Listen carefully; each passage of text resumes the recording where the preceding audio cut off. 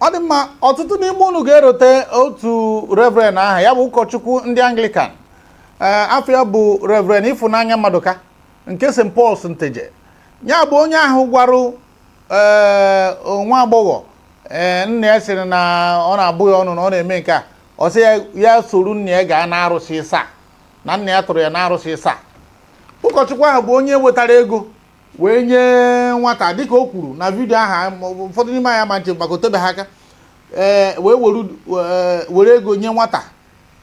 nwaanyị ahụ sị ya ngwa gaanụ ka unu wee mezuo unu papa unu ihe o kwuru ya bụ n'usoro ya gaa n'arụsị ịsa. Even as a priest, a person of me sick now in the house. But I said, since this man, the devil want to use this man to stop their marriage, the marriage of his daughter, the first daughter. Yeah? The first daughter. Since it is like this, for us to also,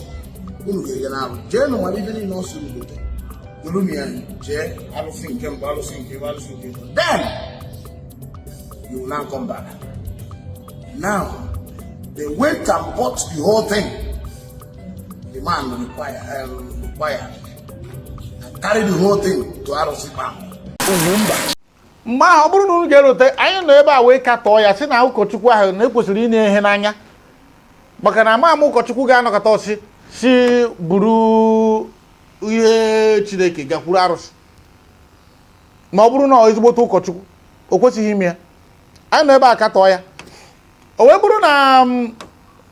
mgbe gara aga ka iko ya juru ịma na iko ju ha na-eto a sị ihe ju akpa machie ya ọnụ ịma na ozugbo ahụ ike ya juru maka ọtụtụ mmadụ ebidoziri ya bụ ihe ọ na-eme na online ebidoziri etinye nwaanyị aka etu o wee bụrụ na nwoke a na-eme arenji prọfesi ndị ụka Wednesday ndị ụka ndị ekpere ministri a ọ na-eme ụmụ ihe a niile a na-ebodo ha na arenji prọfesi ọ na-eme ya arenji miracle ụmụ agha eji eme ka ndị mmadụ weta ego na ministri na ya bụ nwoke na-eme ya. Ndị Diocese of the Niger akpọ na esi nwoke m ị ga-ezugodi ike amania suspension kara aka for 6 months amankwe kọba amankwe afọ ya ga-ariwe nke ọ kpatara ya bụ n'ime 6 months ahụ wee nye abalị 4 adị m sure na abalị ahụ eme na expire kịta ya shigodo na mission pụọ adị ama na ihe a ji wepụta ya abụghị ịchị ọchị nọ na Jizọs na onwe ya mgbe ọ sịrị na gị hapụ ata na ọka ka ha na-eto na enwere mgbe ọ ga-agba oru ayọsịsị ata wee họrọ ọka. Jizọs adịghị iberibe ya bụ na etu a ka a ga na-ekpughe ndị a niile ịma etu o si ebido. Nke mbụ bụ ọ bụrụ na apụta etu a ebidogoro na Chineke kpọrọ ya ọkpụkpọ oku atinye one special prayer time na ọ bụrụ na ị chọọ ka Chineke zazie ihu nke fast forward gị bịa na ekpere program ya na-eme casting and counseling a na-eme na ụbọchị Tuesday ma ọ bụ ụbọchị Wednesday ọ ga-adị iche from church program nke a ga-abụ nke ya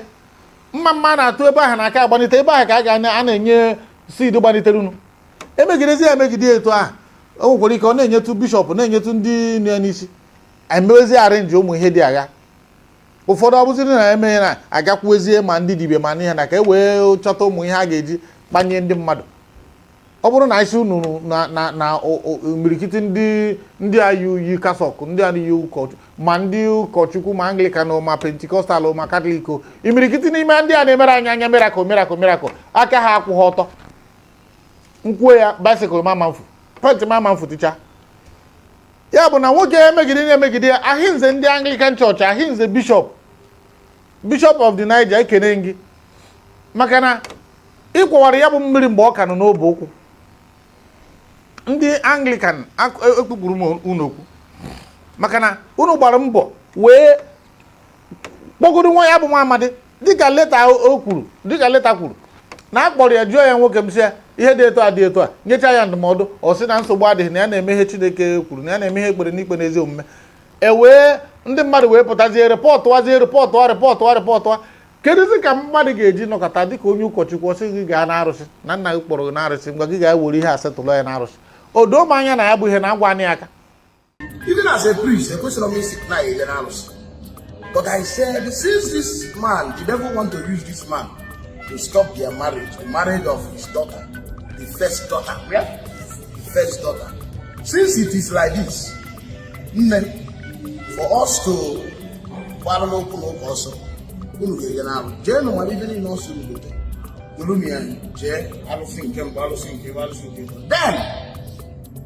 you will now come back. Now they went and bought the whole thing. The man required and carried the whole thing to Arosipam.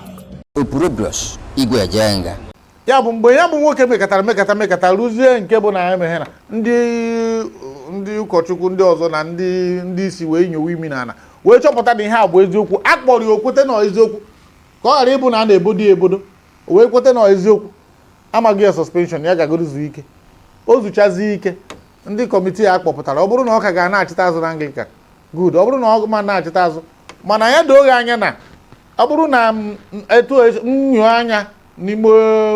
ugegbe m na ihe na-afụ bụ na mgbe na-adịghị anya na nwoke ahụ ga-amalite ministri nke ya ọ malite ministri nke ya ọ kọziere etu ndị ọzọ si na-akpagbu ya maka na Chineke nyere ya special onyinye enweghị onyinye Chineke nyere ihe o nyedebere ya bụ na ọ gara yiri kasọk yiri uwe mwụda na-emezi anyị atụrụ ha ya bụ ahịnze ndị ihe na ndị bishọp Anglican Church Diocese of the Niger ọ bụrụ na ndị bishops ndị ọzọ ga-ebido n'oge nenewe ụfọdụ ndị a na-eme special ministry ndị adoration ndị a niile maka ebe ọbụla village ọbụla ị gara kịta na ebido na adoration enwe mgbe ọ na-agba akpa adoration asị ọ bụrụ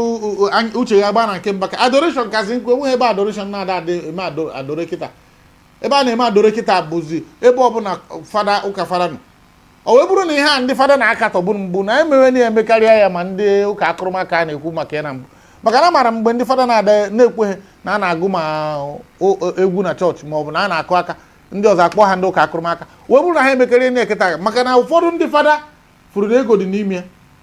ụfọdụ ndị priest Anglican furu na ego dị n'ime wee pụtazie na-agwa gwọtọrọ ụgwọ in the name of Christ agwa ebe aka ọ na-enye nsogbu maka ọ bụrụ na ị pụtasị na ị na-emewe ihe na okwu adịghị ya bụ ọ bụrụ na ndị fada na unu ga-eteta n'ụra maka na ndị a niile na-ekuni kịta a ga-akpọ afọ unu na ana a ga-anyụ afa fada na a ga-agba onye ọbụla na-emepezi ministri ugbu a enwe nke m fụrụ Jizọs and Mary ministry ya bụ Jizọs nọrọ na ofu akụ ọkwa ministri ọ dịghịkwa under Catholic Church onye ahụ na-emere onwe nwa ministri ọ bụrụ na unu achọghị itinye anya oge na-eru mgbe ọ ga-abụ ekwute okwu fada ndị mmadụ ọ gbazie hagharị ọzọkwa fada ka a na-aka ihe a ka ọ bụ ewere ihe ọzọ amalitere ọfụ maka na anyị maara etu ka fada si eme ọ eziokwu ahịnze Chineke na ha bidoro wee mepee site na enyemaka ndị charismatic wee bidozi na-anụ okwuchukwu ọ bụghị mgbe ahụ ọ na-abụ ịpụta igoro buletin eburuzie baịbụl ifuzo ihe fada ọ na-aga chọọchị o buru baịbụl mana o mezie na ụfọdụ gaziri bute baịbụl a na-amaghị isi ma ndị brọda ma ndị ihe na onye ọbụla bidozie ministri ọ bụrụ na ị bụrụ brọda ime ya sị ọ bụrụ na obi adịghị fada mma na ihe ị na-eme o nwere ike ọ kọntrolu mana fada na onwe ekere onye ga-akọntrolu ya na-abụghị bishọp na ndị ọzọ ndị chaplain na ndị ọzọ nọ n'isi ya wụ biko ndị pentikọstal onye ọbụla nke ahụ bụ field play onye ọbụla ihe ọbụla sọrọ gị mee ị na-agbagoro dibia ịpụta malite ebe ọbụla sọrọ tinyewa kiosk ọ bụrụ na ị maghị ebe John 3:16 dị na Baịbụl mewe mana nke ndị Katọlik a maara na enwere hierarchy enwere structure ndị Anglican ebido gị ọ bụkwa sọsọ nwoke Reverend Ifunanya ka ndị anya ọfụma kịta ọ bụkwa sọsọ Reverend Ifunanya imirikite ndị ụkọchukwu a na-afụ ugbu a bụ ha pụta ha ga-enwe Facebook page ha ga-enwe ma YouTube ha ga-enwe nta ọ dịghịkwa ndị ọhụụ mana ụfọdụ n'ime ha dị ụtọ ka enweta followers na bidozi emewe ihe dị agha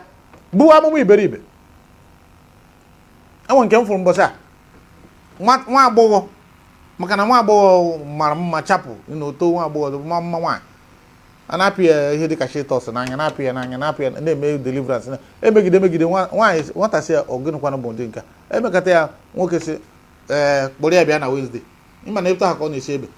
ka akọwazi ọrụ ọfụma ya bụ biko na ihe gbasara ọnọdụ okpukpere ụlọ ụka n'ụbọchị tata ndị mmadụ na ha aghatọasị ọ dị m ka orugo mgbe a ga-ekunite ya bụ nwata n'ebe akwa site n'isi ndị a na-emetọghachi ha na-emetọghachi n'ihe adịghị n'akwụkwọ nsọ. Ọ bụghị etu a ka